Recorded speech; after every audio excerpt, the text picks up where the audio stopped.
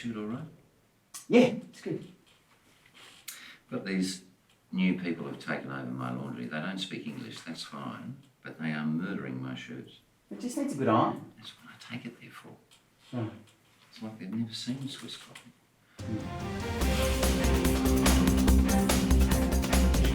Hello and welcome to this week's episode of A New Look. Speak Liberal to me, I'm Neil Piggott. Thanks for joining me. Well, with Malcolm and Peter just back from a visit to the UN where they've been talking about our world-leading immigration policy, I thought I'd jump straight in with this slightly floral email from Chuffed in the ACT, who writes, Dear Neil, thanks for all the advice during the campaign, particularly the helpful explanation of Labor's big black hole. I'm pleased to say that I got elected and am happily steaming along on the good ship Innovation under the command of our charming skipper, Captain Malcolm, and the fabulous crew. Whilst it's been mostly plain sailing and I've enjoyed Senate School, I'm finding I'm getting a bit of niggle from some of the other passengers on the subject of kids in detention. The other day, one of them even had the temerity to call Peter Dutton a sociopath. Their attacks on Malcolm and Peter have got so unpleasant that I've taken to eating my lunch in my Senate office rather than going to the members' lounge. How do I get these monkeys off my back so that I can enjoy my parliamentary privileges in peace? Well, Chuffed.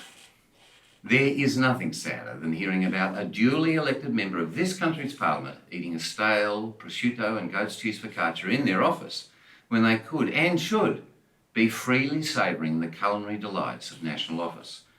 We all know that decisions are better made after a good steak tartare and a glass of delicate, cool climate Canberra Shiraz.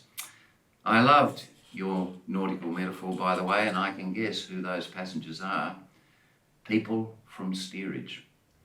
Poorly educated humanists who make ill-informed comments based on shrill emotions masquerading as morals rather than the facts. So here's a few real-world facts to tackle the hand-wringers head-on. Begin with the obvious. Children are being saved every day by our policy of stopping the boats. Instead of bobbing around out there, they are sitting happily at home in the Middle East or enjoying a carefree beachside lifestyle thanks to one of our near neighbours. Neighbours who, incidentally, share their religious views. Now, if that falls on deaf ears, follow up with some colourful language that's more emotive. They like that. Words like miracle and tragedy and safety are always good. If, by some miracle, these leaky boats have got through our defences, Peter Dutton has almost single-handedly rolled up his sleeves and plucked these youngsters from the jaws of disaster, then cheerfully offered them shelter, thus avoiding what could have been a terrible tragedy. Shelter and safety, I might add, in the sort of places many Australians pay good money to go to on holidays.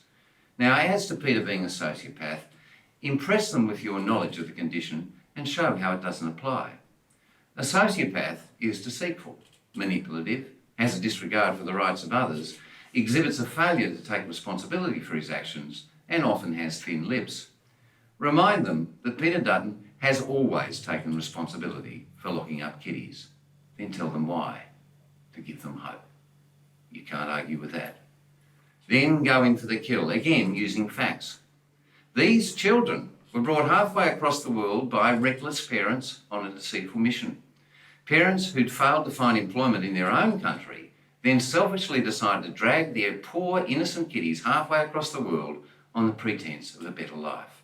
Illiterate, innumerate, selfish queue jumpers who only want to take the work of illiterate, innumerate Australians who've been in the queue all their lives.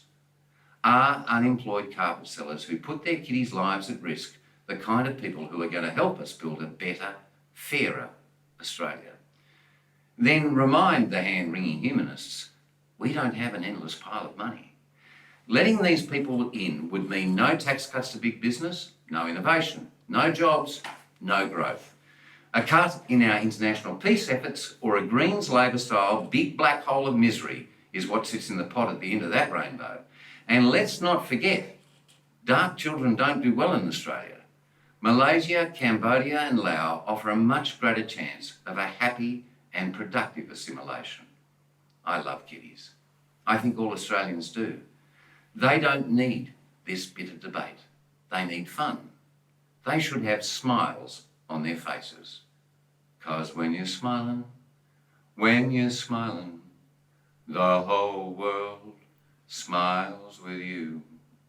When you're laughing, ha, the sun comes shining through.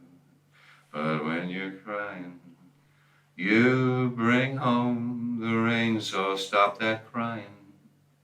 Be happy again, keep on smiling. 'Cause when you're smiling, the whole world smiles with you.